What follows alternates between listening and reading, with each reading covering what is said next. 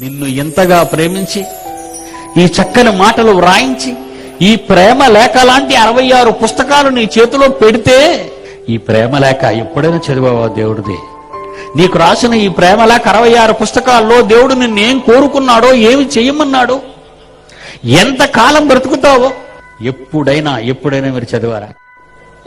ఈ లోకంలో ఉన్న ప్రేమను నమ్ముతున్నారండి, మాయ ప్రేమను నమ్ముతున్నారు. ఆయన లవ్ ఎంత గొప్పతో తెలుసా? ఏమండి, దేవుడి ప్రేమ నీవు పుట్టక ముందు నీ నాలుక ఇవ్వాలనుకున్న దేవుడికి లోకంలో ఉన్న ఎన్ని రుచులున్నాయో అన్ని ఈ నేల మీద పుట్టించాడండి.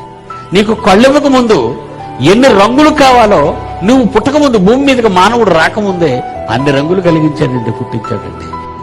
ఎన్ని రుచులు కావాలో నాలుక, ఎన్ని సువాసనలు కావాలో ముక్కు, ఎన్ని శబ్దాలు, సప్త స్వరాలు వినబడితే నువ్వు సంతోషించి ఒక ఇలా తలవుతావు అని ఎన్ని శబ్దాలు పుట్టించాడండి ఆయన.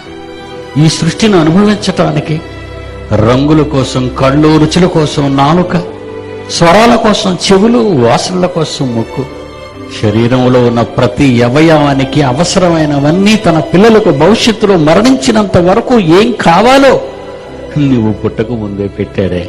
ఆ తండ్రి ప్రేమను మర్చిపోతావా? నిజంగా ఆ ప్రేమను అర్థం చేసుకుంటే, నీ తండ్రిని నిజంగా మీరు ప్రేమించగలిగితే ఈ సమాజం అంతా ప్రేమ సమాజంగా మారిపోద్ది. ఇక మనకెవ్వరూ శత్రువులు లేరు, మనకెవ్వరూ శత్రువులు ఉండరు కూడా. అది యేసు ప్రారంభించిన విప్లవ ప్రపంచంలోని మొదటి శక్తి.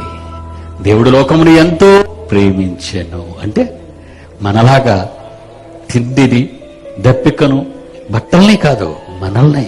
మనం ప్రేమించబట్టి ఇవన్నీ మనకు చేశాడు. ఇన్ని అనుభవిస్తున్న మనం ఆ కన్న తండ్రి ప్రేమకు బదులుగా ఏ రూపంలోనైనా ఏవైనా చేయగలుగుతున్నారా ఆయన కోరికను తీర్చడానికి?